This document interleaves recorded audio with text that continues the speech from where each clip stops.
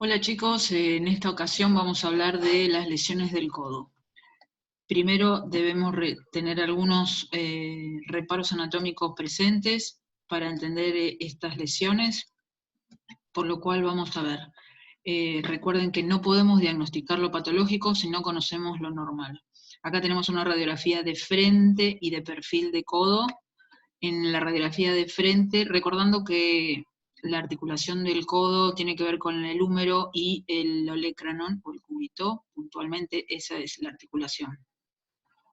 Tenemos el húmero distal, en donde tenemos esto es medial y esto es lateral. En el húmero distal tenemos el epitroclea y el epicóndilo, tenemos el cúbito proximal con el olecranon, tenemos al radio proximal con la cúpula radial y el cuello de la cúpula radial, y tenemos en la paleta humeral a la fosa olecraniana en la cara posterior que se le ofrece al olecranon.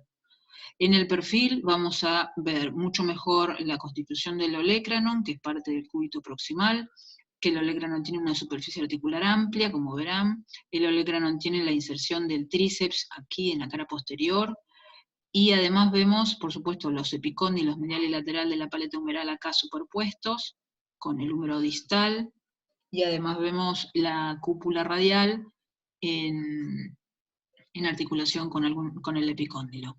Como dije, acá está el tríceps braquial.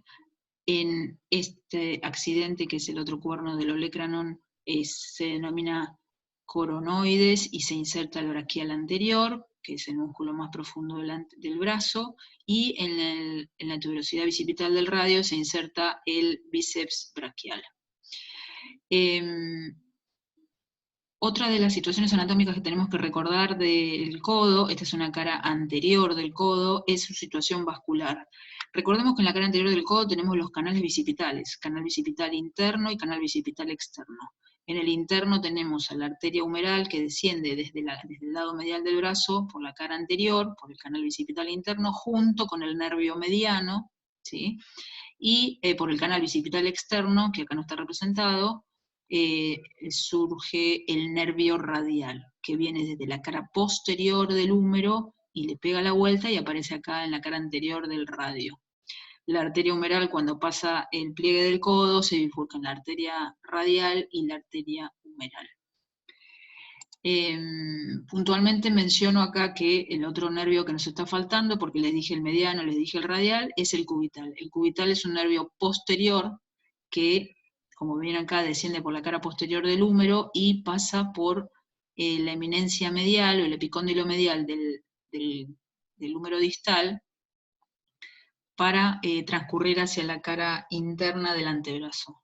El nervio cubital pasa por el canal epitrócleo olecraniano. Como ven, esta es la cara anterior del codo, por eso el cubital va por ahí, y acá vemos el lado medial del codo, donde viene el nervio cubital, y pasa entre el olecranon y el epicóndilo, el epitrócleo, el canal epitrócleo olecraniano.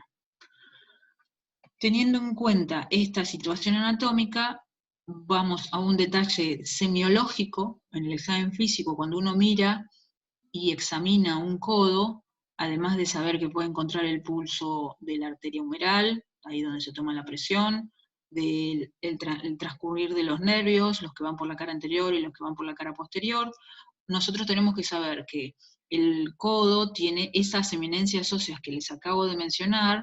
Esta es la epitróclea, este es el epicóndilo, esto es lateral, esto es medial, y esta es la saliencia del olecranon. Este es el codo visto de detrás, una cara posterior, como ven acá. El codo cuando está en 90 grados, que es su posición más útil. Entonces, cuando nosotros palpamos estas tres saliencias, que se palpan perfectas, y en el perfil las palpamos en una misma línea, decimos que tenemos el triángulo de Nélaton conservado. Esto es relevante a partir de las lesiones que vamos a hablar. Vamos a hablar de la luxación del codo. La luxación del codo es la segunda en frecuencia de las luxaciones después de la luxación del hombro. El mecanismo por el cual se produce es una caída con el codo en hiperextensión, y la luxación más frecuente es la posterior, ¿sí?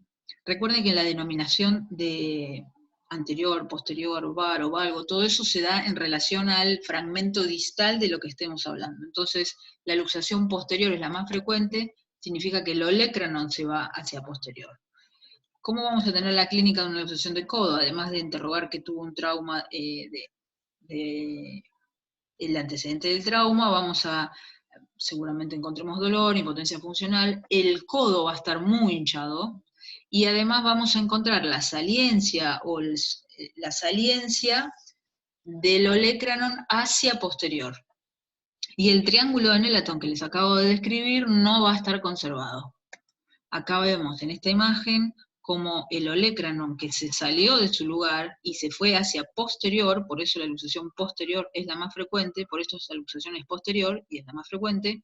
Lo que vemos acá entonces es que el triángulo de Nelaton, que dijimos que del perfil se ve todo alineado, está incongruente. Entonces, vemos acá cómo vemos la saliencia del olecranon hacia posterior, y luego de su reducción lo vemos normal. ¿Cómo hacemos el diagnóstico de la luxación? Bueno, a partir de la clínica de la que acabamos de mencionar, y tenemos que pedirle una radiografía de codo, frente y perfil. Dos incidencias, codo, frente y perfil.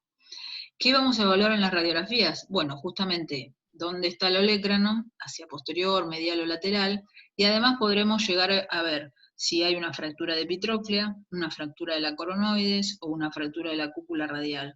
Si alguna de estas están presentes y además el olecranon está en su lugar, no vamos a decir que no se luxó. Podemos decir que se luxó, pero que se redujo con alguna maniobra. Y quedaron algunas de estas fracturas como secuela, o sea, cuando se luxa un codo, además puede estar asociado a alguna de estas lesiones.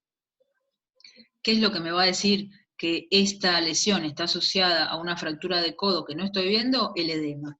Una fractura de epitróclea no me da un edema de todo el codo, me va a dar hinchazón y dolor solo en un lugar, que es el lado medial del codo. Pero la luxación de codo con la fractura de epitróclea me va a dar un edema generalizado de toda esa articulación.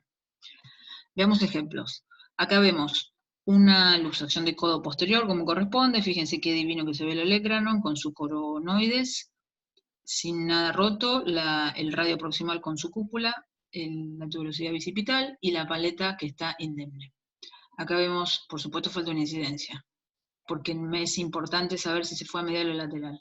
Acá vemos un frente en donde vemos la luxación, y fíjense que el radio está más hacia lateral de donde debería, porque debería estar por acá.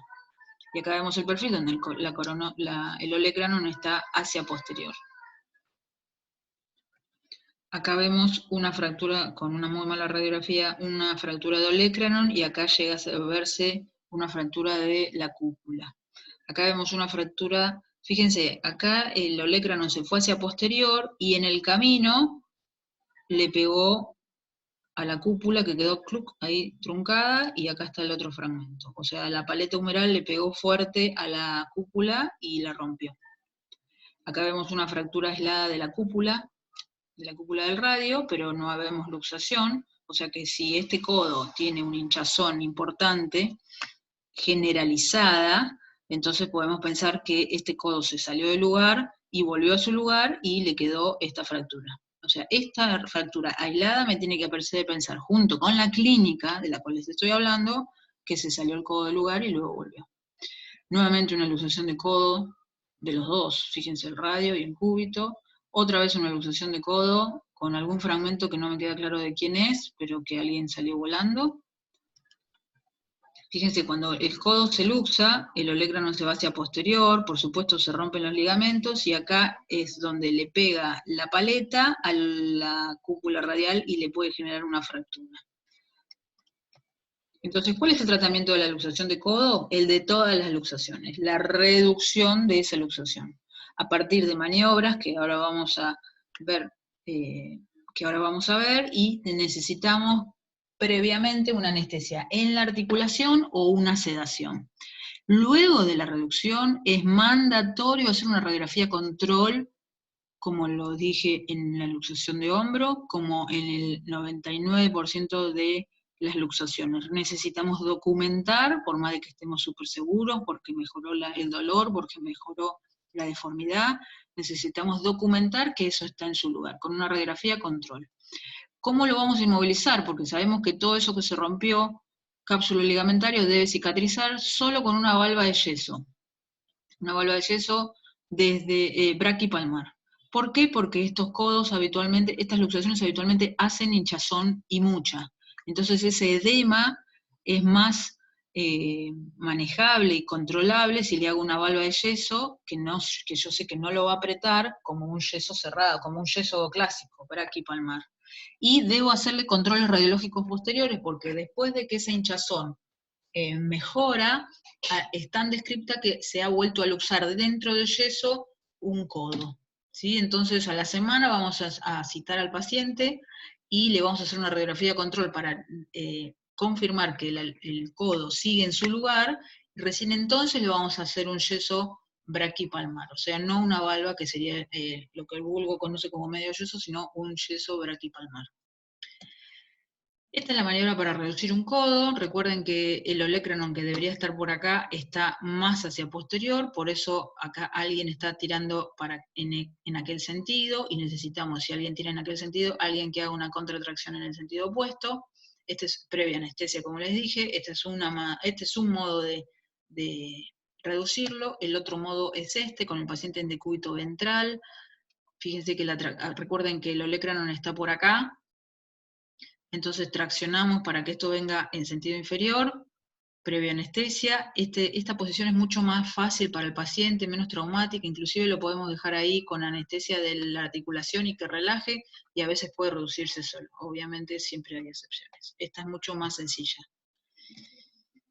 ¿Cuáles son las complicaciones de la luxación de codo? Bueno, las inmediatas, por supuesto una lesión vascular o nerviosa. Ustedes vimos que componentes vasculo-nerviosos pasan por ahí. De todas las estructuras que mencioné, pasa la arteria, el nervio cubital por el canal epitrócleo olecraniano, y el nervio radial, si además la cúpula radial se salió acompañando al olecranon. Les hablé también de que estas luxaciones de codo presentan un edema importante, para lo cual hay que tener mucha atención, hay que poner mucha atención en descartar un síndrome compartimental con una clínica clásica que ustedes deben conocer de todo síndrome compartimental. Entonces, en estas dos cosas deben pensar y eventualmente prevenir.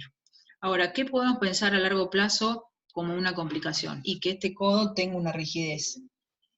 Rigidez es que se mueva poco.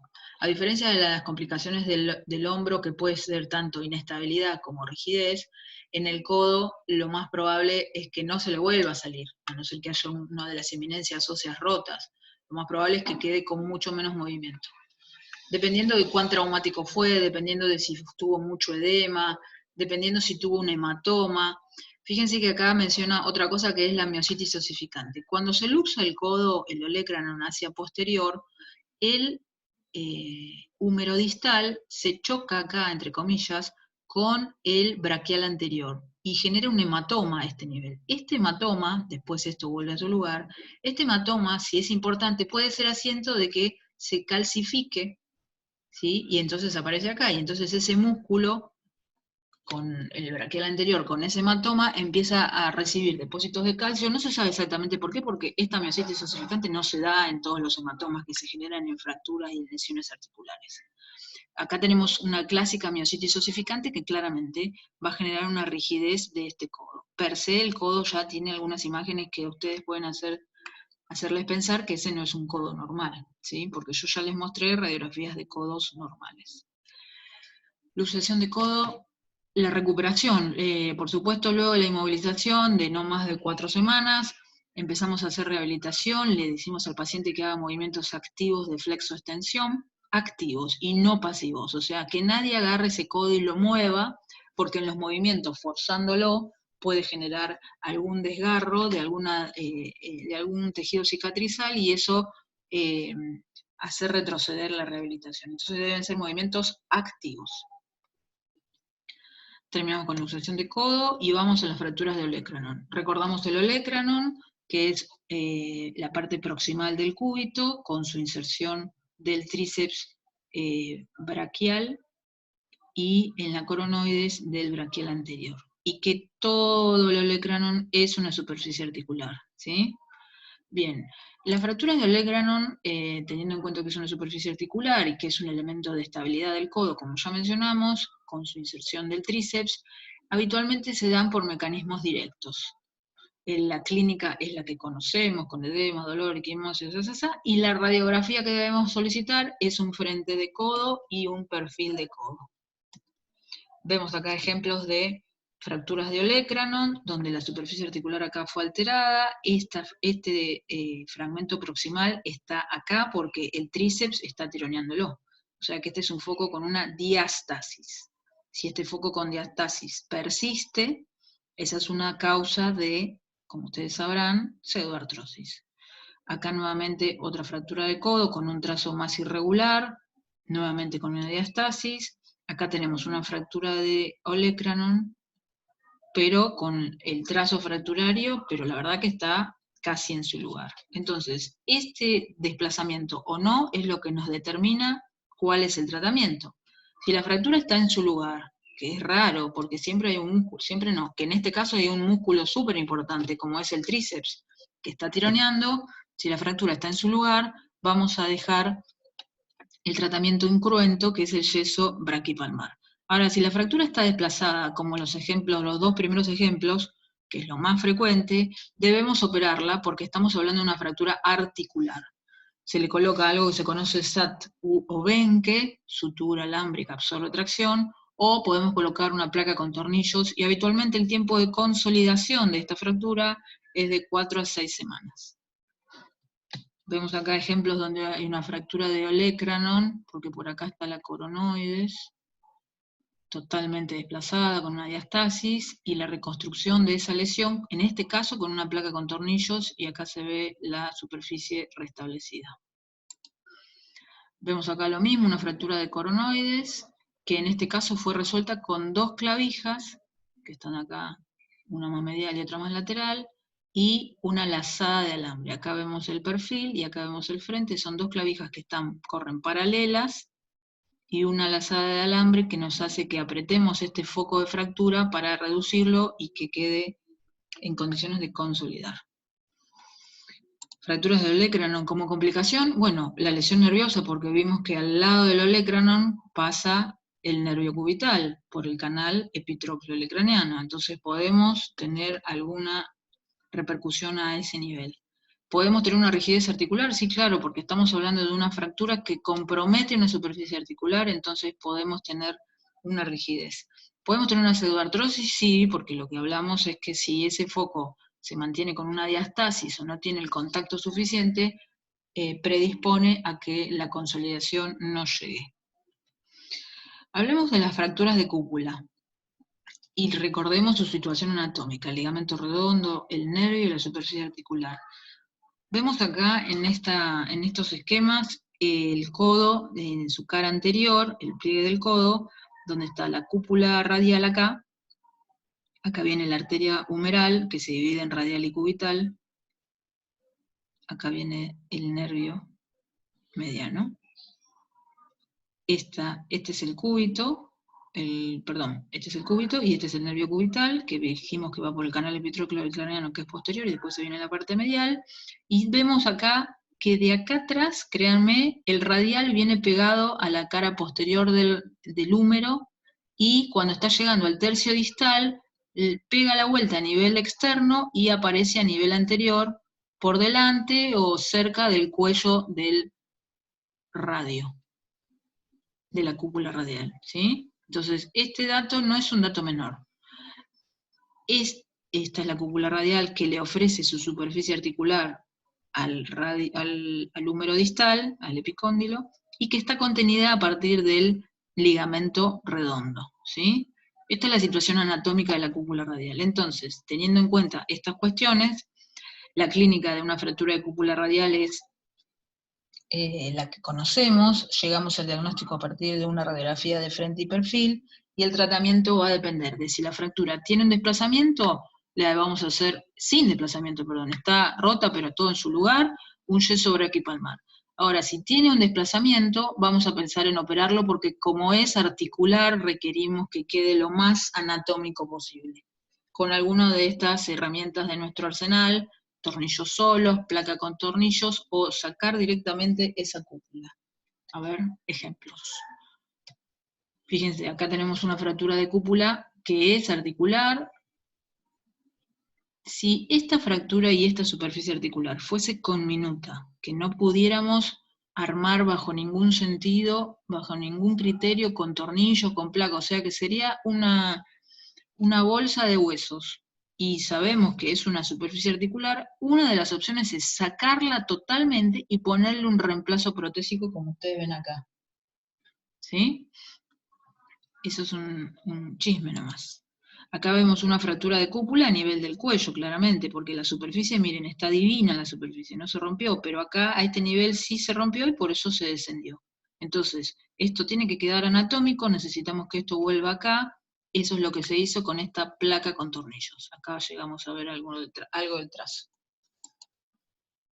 Antes de mencionar, lo que quisiera mencionarles además, que en el codo, en esos resaltos de la paleta humeral está el epicóndilo y la epitroxia. Por supuesto, en el epicóndilo hay inserciones musculares, y cuando esas inserciones a ese nivel se inflaman y duelen, se genera una tendinitis, o también conocida como epicondilitis, o codo de tenista, y que del lado de la epitroxia también hay músculos flexores, como dice acá, que cuando esas inserciones se inflaman, también hablamos de una tendinitis, epitrocleitis o codo de golfista.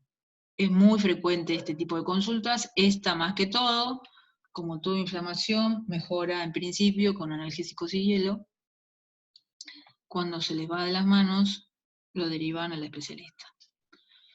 Me queda por mencionarles esto a nivel del codo. Recuerden que existe algo que se llama pronoloroso, que lo deben haber visto en pediatría, pero que está acá, que se genera la subluxación de la cabeza del radio, ahora que ya lo conocen al radio, fuera de lo que es el cartílago, el ligamento redondo. El mecanismo es este que vemos acá, donde se lo levanta el niño con una tracción a partir de la manito de la muñeca. El nene deja de jugar, llora y se queda con el bracito quieto, pronado. Si uno le presta atención, lo hace, el bracito está, el antebrazo en realidad está pronado. Con una maniobra que la verdad que es muy sencilla, no es compleja, y que el buen pediatra debería saber hacerla, se reduce sin mayor complicación, y no requiere de ninguna inmovilización ni nada específico, solamente la maniobra, el niño deja de llorar y empieza a mover el codo o el bracito inmediatamente, sin ninguna otra indicación que debamos hacerle. Creo que es todo. Las preguntas que surjan de esto las contestaremos con gusto en los espacios designados. Muchas gracias y estamos en contacto.